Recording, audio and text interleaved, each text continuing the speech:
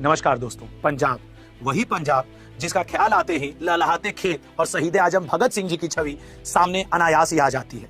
लेकिन आज पानी के कहर ने हमारे ऊपर, हमारे पंजाब के ऊपर ऐसा सितम ढाया कि 1300 से ज्यादा गांव सैलाब में करा रहे हैं। सतलज, ब्यास और साथ ही साथ रावी की बेकाबू लहरों ने खेत खलिहानों से लेकर गांव गलियों तक सब कुछ डुबो दिया है।